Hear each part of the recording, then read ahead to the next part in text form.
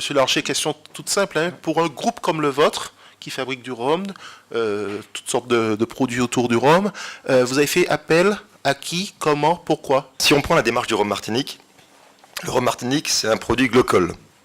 C'est-à-dire que c'est un produit qui à la fois est AOC Martinique, donc est très ancré dans son territoire, très fier de ses origines, on est très présent, les Martiniquais adorent leur rhum, le connaissent, mais le rhum martiniquais il est présent dans 100 pays dans le monde en même temps. Donc aujourd'hui, dans le monde, il se boit du rhum martiniquais en Nouvelle-Zélande, au Japon, en Russie, en Jordanie, en Afrique noire, en Afrique, au Maghreb, en Norvège, en Irlande, aux États-Unis, partout, dans 100 pays dans le monde. C'est quand même pas mal. Donc nous, quand on va réfléchir au PAC, imaginez qu'on est à la fois dans cette problématique locale et internationale. Mais ça existe dans beaucoup de produits, et c'est pour ça qu'on dit qu'on est global, à la fois local et global. Le deuxième point important, c'est que nous sommes un produit AOC. Nous sommes un rhum agricole. 95% du rhum dans le monde est un rhum industriel. Pensez au fait que toute la zone intertropicale produit du sucre grâce à la canne à sucre.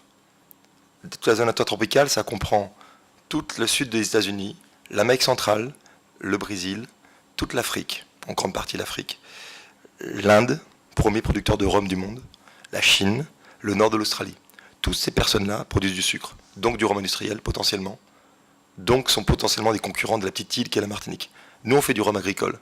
La différence, je vous rappelle, entre le rhum industriel et le rhum agricole, on prend la canne à sucre pour le rhum industriel, on fait du jus, avec le jus, on fait du sucre, avec le résidu de la fabrication du sucre, la mélasse, on va faire du rhum. C'est Bacardi, Savannah Cup, c'est Captain Morgan, c'est le Galion. Le rhum agricole, on prend la canne à sucre, on la broie, on fait du jus, avec le jus, on fait une fermentation, on distille, on fait du rhum agricole. Le rhum agricole est 4-5 fois plus parfumé que le rhum industriel. Mais je ne dirais pas que le rhum agricole est meilleur que le rhum industriel. Il est simplement différent. Et aujourd'hui, on a la chance d'avoir un rhum agricole en Martinique qui en plus est AOC. Donc c'est le seul rhum AOC du monde. Ce qui nous positionne obligatoirement en premium. À nous, par contre, d'assumer après le premium. Et vous comprendrez pourquoi je dis ça, parce que dans le packaging, c'est ce que la plupart des rhummiers ont fait. Clément l'a fait, mais d'autres aussi l'ont fait. Ensuite, je reviens au PAC. La Martinique est un petit pays, donc 400 000 habitants, ce qui veut dire que la Pro est à l'extérieur de la Martinique. Donc, nous sommes très fortement tournés vers la logique de veille de fournisseurs. Un exemple, les bouteilles. Aujourd'hui, vous avez 3 fournisseurs de bouteilles au niveau national. La France est un pays qui se désindustrialise. C'est un drame, c'est comme ça. La Martinique se désindustrialise moins que la France. Et un exemple concret, en verrerie, les 2 principaux verriers français ne sont plus français. Les usines sont en France, mais les patrons, les propriétaires ne sont plus français. Donc l'un des premiers est Saint-Gobain. Enfin, il porte encore le nom Saint-Gobain, mais c'est plus Saint-Gobain. Et puis il y a un deuxième qui est O-I. Et en fait, aujourd'hui, les stratégies de ces entreprises ne sont pas portées vers les produits forcément français. Elles ne sont même pas portées forcément vers les vins. Encore peut-être moins vers les spiritueux.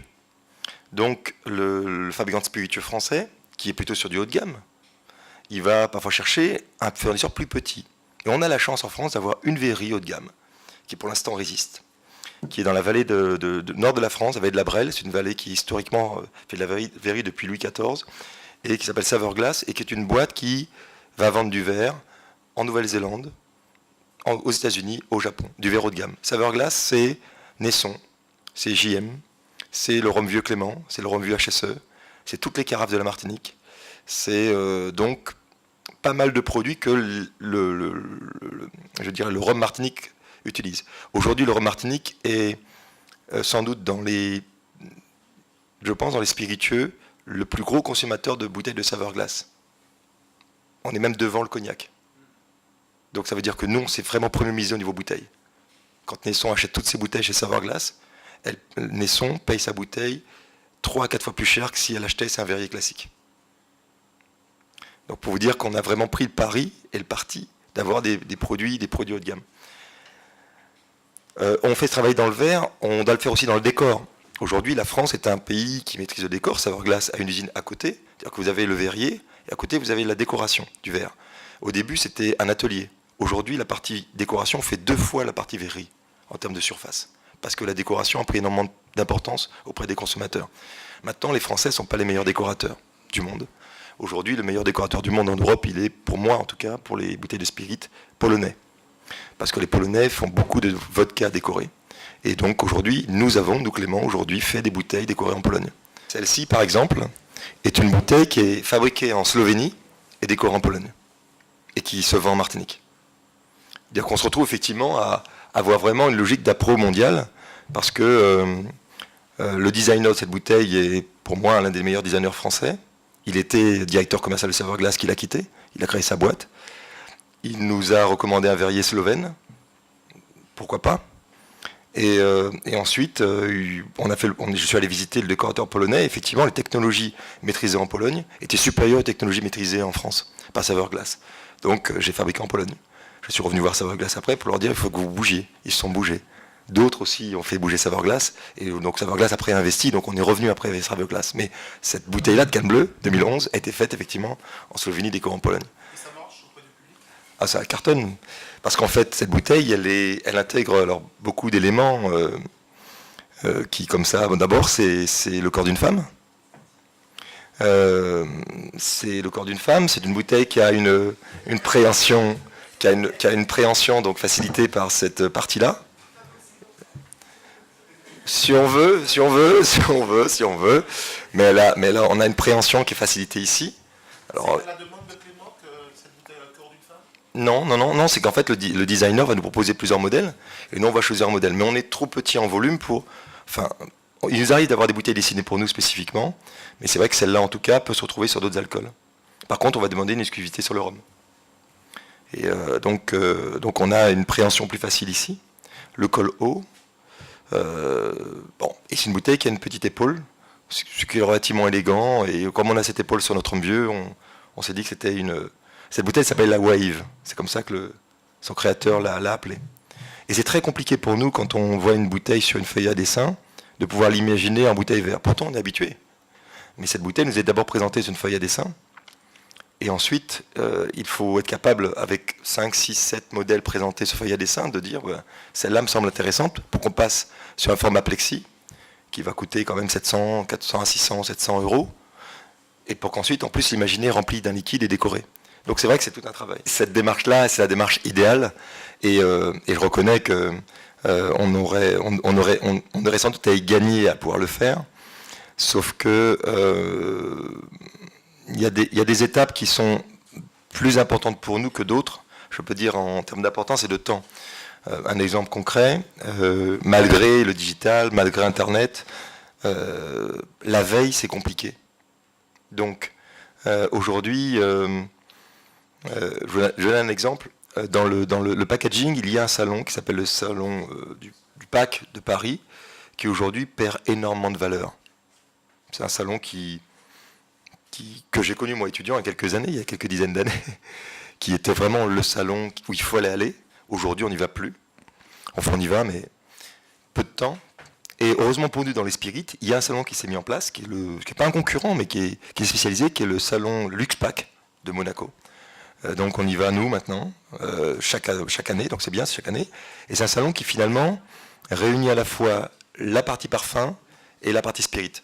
Et donc nous, on y va, parce qu'on va retrouver là-bas tous les fournisseurs du pack, donc de la bouteille à l'étui, au bouchon, on a tout. Alors c'est un peu petit, c'est à Monaco, c'est un peu galère d'aller à Monaco, même si c'est agréable le soir, mais c'est un peu galère d'aller à Monaco parce que c'est un peu compliqué. On a préféré que ce soit le Luxpack qui soit à Paris, mais néanmoins, ils ont choisi Monaco et vraiment on a le monde entier qui s'y retrouve aujourd'hui. Et ils font des Luxpack maintenant à Tokyo, enfin je crois à Tokyo, aux États-Unis. Et pour nous, en tout cas, c'est la façon de nous permettre de faire effectivement la veille. Donc ça va prendre du temps. Et ces étapes de veille, en fait, vont faire qu'on va négliger peut-être d'autres étapes, qui sont pourtant importantes dans le process, mais qu'on n'arrivera pas à faire parce qu'on n'aura pas tous les éléments. Un cahier des charges par rapport à un verrier, par exemple, je ne sais pas faire. Je ne sais pas faire parce que la verrerie aujourd'hui, c'est un métier tellement technique et complexe que je suis obligé d'être dans une logique de confiance. Vous voyez pas les choses, mais par exemple, je vais prendre une bouteille de rhum blanc aujourd'hui, Clément, Saint James, HSE, une bouteille qui a du verre recyclé à l'intérieur. Du verre recyclé de bouteilles de bière, par exemple. Si je regarde la bouteille d'HSE de Clément ou de Saint James, je suis éditeur de Clément, donc je peux en parler, j'aurai un reflet vert au fond de la bouteille, mais que vous ne voyez pas, et que moi je peux voir. La bouteille de Naisson, la bouteille de JM n'ont pas de reflet vert, parce que c'est du verre extra blanc, mais vous ne le voyez pas en tant que consommateur. Donc la question qu'on va se poser, par exemple, c'est est-ce que ça vaut le coup, pour Naisson, pour JM, d'avoir du verre extra blanc? Parce que la bouteille, on l'achète plus cher, alors que finalement, le consommateur ne voit pas forcément la différence. Ben, vous voyez dans quel détail on vient. Et donc moi, par exemple, moi qui m'occupe aussi des appros de JM, je vais décider de ne plus faire d'extra blanc sur JM. Donc je vais négocier avec Saverglass de produire une bouteille JM qui, entre deux productions, donc c'est 3 fois dans l'année, entre le moment où il passe le four de verrerie, qui est un four qui ne s'arrête jamais, entre le vert, la couleur verte, et la couleur extra blanche. Et je vais choisir à un moment donné, pile poil, 3 heures après la fin de truc, pour prendre 30 000 cols, 100 000 cols, 150 000 cols qui vont sortir pour moi, spécifiquement. J'ai négocié ça pour avoir un prix plus bas. Vous imaginez jusqu'à quel niveau on peut aller des fois dans la technique. On ne peut pas faire ça à chaque fois, on ne peut pas faire ça tout le temps. Donc effectivement, on doit être humble. Sur le savoir-faire technique qu'on peut avoir de nos fournisseurs, on doit être humble. Donc il faut choisir des fournisseurs qui nous garantissent la maîtrise de leur métier. Je vous donne un exemple. Les bouchons de rhum vieux sont en liège. Il y a une pénurie de liège au niveau mondial. Le liège, il est fabriqué au Portugal ou en Turquie, et il y a une pénurie. Il n'y a plus assez de liège au niveau mondial. Parce que les alcools vieillis explosent au niveau mondial. Le bourbon marche bien, le rhum marche bien, le whisky fonctionne bien, donc il y a pénurie. C'est compliqué en plus de récolter du liège. Donc on s'est retrouvé à réfléchir à des solutions techniques. Certains sont allés vers du synthétique. On a un peu de mal, nous, sous le rhum vieux, à aller sur du synthétique. Dans le vin, on va vers du synthétique. Certains, des rosés, des vins blancs font du synthétique. Pourquoi pas? Nous, on a du mal. Notre fournisseur de l'âge nous a proposé un bouchon avec l'utilisation de miettes de liège agglomérées avec donc un composé qu'ils compressent et qu'ils extrudent. Quand on vous dit ça, vous dites oui, mais mon rhum au contact de ça, qu'est-ce que ça va donner? Et après, il vous dit oui, mais on a testé avec LVMH, NC a mis sur ses XO le produit, il a envoyé les produits au Japon depuis 2 ans, et en Chine. Donc là, vous dites ok, si NC l'a fait, je fais. Donc c'est ça. C'est-à-dire que on n'a pas la capacité aujourd'hui technique d'être sûr que ce que va faire le fournisseur, qui est une innovation, et qui fait que le bouchon est 2 fois moins cher, on ne peut pas le vérifier. Et localement, il n'y a personne qui va vérifier qu'un bouchon de ce fournisseur est adapté. Et même je pense au niveau national, personne n'est capable de le faire. Donc on va faire confiance à NC. Si NC, effectivement, LVMH a mis ce bouchon-là pour les Chinois, bon, je pense qu'ils ne prennent pas le risque de faire des produits à 100, 200 euros, etc. Donc on va effectivement aller vers cela. Le Slovène en question, effectivement, fournit des grands alcools au niveau mondial, donc je peux travailler avec le Slovène. Mais c'est vrai que c'est comme ça que ça se passe. Donc on passe du temps à se faire du réseau et à vérifier finalement qu'un fournisseur, on peut l'agréer ou pas. Mais on n'a pas la capacité, nous, de dire si un fournisseur est vraiment un bon fournisseur ou pas. J'ai bien entendu la partie où il faut que ce soit pratique, que ça réponde à certains critères. Mais franchement, ça, c'est pas pratique, ça. C'est joli, mais c'est pas pratique pour boire, par exemple. Est-ce qu'une marque, avec sa notoriété, peut imposer des choses au public, tout simplement? Quand ce verrier il a sorti cette... donc c'est encore Saverglass. Quand il a sorti cette bouteille, en fait, au salon de l'emballage, c'était il y a 10 ans, il nous a appelé le matin, il nous a dit, voilà, j'ai 3 nouveaux modèles de carafes. Tous les Martiniquais vont être au courant. Le premier qui choisit la carafe, la bloque. Donc nous sommes tous allés sur le stand. Tous. Donc les 7, 8 premiers marqués y sont allés. Nous sommes arrivés en premier. Donc nous avons eu le choix entre 3 carafes. Nous avons choisi celle-là. Naisson a choisi une autre. Et Bali a choisi une 3e. Donc c'est comme ça que ça se passe. Et quand on choisit, on a une demi-heure. Parce que Madame Vernant vient derrière et que Madame Vernant, elle a aussi elle aurait pu dire ses épaules carrées, donc je la prends. D'ailleurs, elle n'était pas contente d'ailleurs quand on l'a prise. Mais en fait, nous, on l'a prise parce que notre bouteille de rhum vieux est exactement à la même hauteur, ici, en épaulé, parce qu'elle évoquait vraiment un flaconnage de parfum. Et parce qu'on avait vraiment l'envie, parce que c'était pour une carafe, donc Homer, donc c'est le cofondateur de la marque, d'avoir une carafe qui puisse voilà, s'asseoir un petit peu, et voilà, c'était important pour nous. Après, qui a très bien fonctionné. On a eu, alors hélas pour nous, alors c'est ça qui est un petit peu compliqué dans notre métier, c'est que les packaging de Clément sont travaillés en Martinique, mais aussi maintenant à Paris. On travaille avec 2 équipes marketing, mais on est bien, enfin on est bien synchro. Les packaging de certains de nos confrères sont pas forcément faits ici. Donc, c'est-à-dire les équipes qui travaillent dessus ne sont pas forcément d'ici. Donc, on essaie d'éviter, quand on a un fournisseur, d'avoir les mêmes packs. Dans ce cas-là, il y a eu un confrère qui a eu le même pack. Donc, il y a eu un combat pendant quelques années, pendant 4-5 ans, pour savoir lequel allait arrêter le premier. Ils ont arrêté avant nous, donc c'est bien. Mais c'est vrai qu'on a sur ce pack travaillé après le bouchon. Donc, effectivement, ce bouchon-là, quand on a choisi cette carafe, le bouchon n'existait pas. Ça, c'est assez compliqué d'avoir ce type de bouchon. Donc, on a dû demander au fournisseur, qui s'appelle Delage, qui est le fournisseur de bouchons, de faire lui-même, de nous faire un moule pour couler un bouchon, donc en zamac, c'est du métal. Et il nous a dit, vous savez, si je fais ce moule-là, pour l'instant, j'ai pas d'autres clients que vous. Vous allez payer cher. On lui a dit, on prend le pari. Par contre, si jamais vous trouvez, donc encore relation de confiance, si vous trouvez d'autres clients, vous amortissez le bouchon sur le prix que vous nous ferez en session. Et donc, quand il a trouvé d'autres clients pour cette carafe, avec ce bouchon, il nous a baissé les prix. Mais ce bouchon vaut quand même 4 €. Et le pack lui-même vaut 4 €. Et avec le sachet? L'étui? L'étui. L'étui vaut 2 €. Donc, vous avez un pack là qui vaut 10 €. Et le package en grande surface? Il va être vendu à 60 €.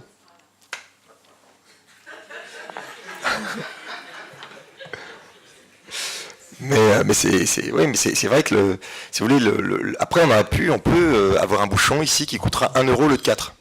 C'est un bouchon plastique. Le problème c'est que ça ne donnera pas cet effet-là.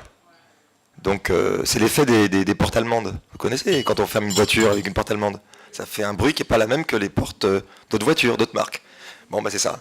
Ça fait partie de l'impact, et c'est vrai que aujourd'hui on sourit avec ça, mais vous savez que, comme il le précisait tout à l'heure, nous faisons beaucoup d'études. Ici, nous faisons, nous, Clément, une étude tous les 3-4 ans, une étude consommateur. Ça consiste en fait ça nous coûte 20 000 €, l'étude. Et ça consiste en fait à avoir d'abord une quali, donc ce sont des groupes de consommateurs, que l'on met autour d'un animateur, une dizaine de consommateurs. Au début, on ne mélangeait pas les hommes et les femmes, parce qu'on considérait, quand je dis on, les personnes qui étaient autour de la table considéraient que les femmes n'avaient pas donné leur avis sur le rhum. C'était il y a 12 ans à peu près, 12-14 ans. Ou, ça c'était au pire, ou au mieux, qui souhaitaient partir avec le numéro de téléphone.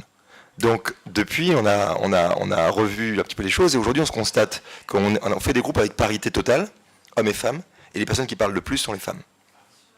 Donc les hommes ne parlent pas dans les groupes, c'est les femmes qui parlent.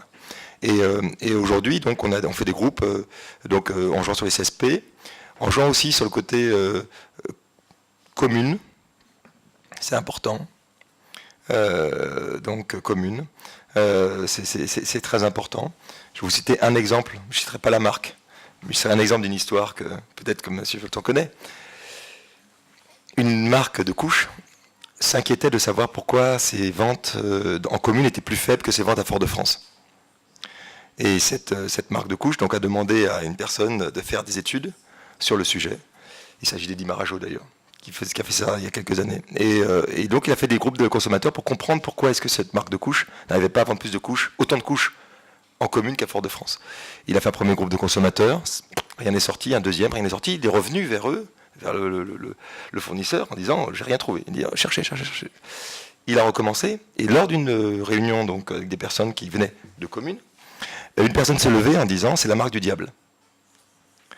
En fait, en cherchant, il s'est rendu compte que l'un des créateurs, des cofondateurs de cette marque de couches, était en fait un prêtre satanique. L'église satanique aux États-Unis est reconnue. Et en commune, on a une présence plus importante du monde évangéliste. Et les pasteurs évangélistes sont en guerre contre cette marque parce qu'ils considèrent que le fondateur, voilà. Ça sort lors d'un groupe. Et lors que nous avons des groupes, donc notre dernier groupe a été fait au milieu de l'année dernière, nous avons énormément d'éléments. Nous avons un rapport de 200 pages qui nous permet de comprendre comment le Martiniquais voit le rhum blanc, voit le rhum vieux, voit chaque marque. On va faire des choses comme par exemple leur dire décrivez-nous Monsieur Clément, enfin décrivez-nous Monsieur ou Madame Clément, décrivez-nous Monsieur ou Madame Nesson, décrivez-nous Monsieur ou Madame Lamoni, etc. Et donc on va avoir des comparaisons. On va vous dire certaines personnes qui sont bien habillées et très jolies, d'autres qui sont en fauteuil roulant. Et donc moi, quand on me dit qu'une marque est représentée par quelqu'un qui est en fauteuil roulant, j'ai compris. Bon. Et donc on a des vraies évocations, un vrai travail qui est fait, qui peut après nous permettre d'avancer dans notre choix de packs et de produits. Ici, la seule règle, finalement, c'est aller vite. Celui qui ira le plus vite, c'est celui qui aura gagné, quoi, en finale, qui aura raison, qui aura gagné. Donc ça, c'est la contrainte, je pense, du fait qu'on soit une petite région, et puis l'insularité quand même qui pèse lourd.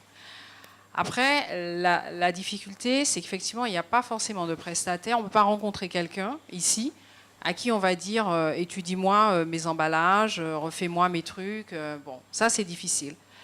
Et après, les prestataires, bon, ils vont être en métropole, il faut le dire, mais les fournisseurs vont être en métropole. Et il faut faire ce sourcing. Donc, il faut savoir à qui je m'adresse. Est-ce que je m'adresse en France? Est-ce que je vais en Italie? Est-ce que je vais au Portugal? Alors ça, c'est une vraie question.